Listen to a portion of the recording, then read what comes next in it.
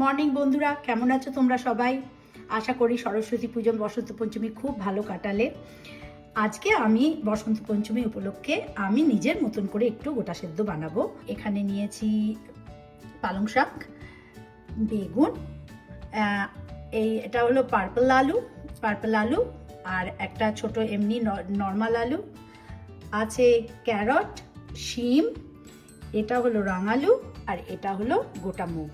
চলো রেসিপিটা তৈরি করি। চলো এবার রান্নাটা স্টার্ট করি। আমি প্রথমেই এখানে মুগ কড়াইগুলো দিয়ে দেবো, তারপরে দেবো আলু,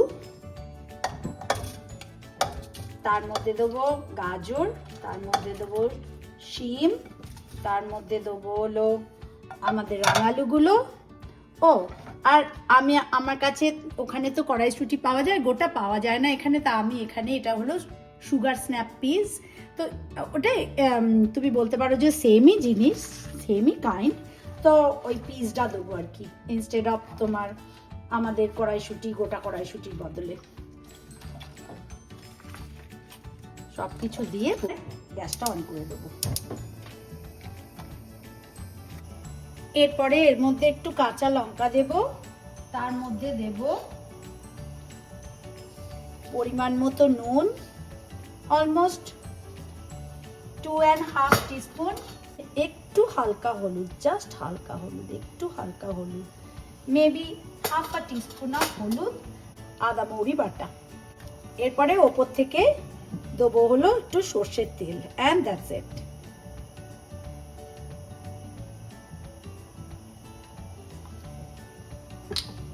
দিয়ে এটাকে ফুটতে দেবো। যখন এটা ফুটে সেদ্ধ হয়ে যাবে তখন তোমাদের দেখাচ্ছি। দেখো আমার গোটা সেদ্ধ অলমোস্ট হয়ে এসছে, ডালগুলোও সেদ্ধ হয়ে গেছে। এই সবজিগুলো একটুখানি জলটা কমলেই এটাকে বন্ধ করে দেবো, অ্যান্ড দ্যাটস অল। দেখো আমার গোটা সেদ্ধ একদম তৈরি হয়ে গেছে, বন্ধ করে দিয়েছি। চলো তোমাদের দেখাই কিরম খেতে হলো। বাইরে কালকে প্রচুর বরফ পড়েছে, দেখতে পাচ্ছ পুরো সাদা হয়ে আছে চতুর্দিক। আর এর মধ্যে গরম গরম গোটা সেদ্ধ খেতে দারুণ লাগে। এখন সিজনের ভেজিটেবল দিয়ে গোটা সেদ্ধ করা তো দারুণ খেতে লাগে। দেখো কলকাতায় গোটা সেদ্ধ সরস্বতী পুজোর সময় একবার হয়, আমার এখানে বারবার হয়। আমার খুব ভালো লাগে বলে, খুব ইজি রান্নাটা করা, এই জন্যেই আরও মানে রান্নাটা করতে ইচ্ছে করে আমার।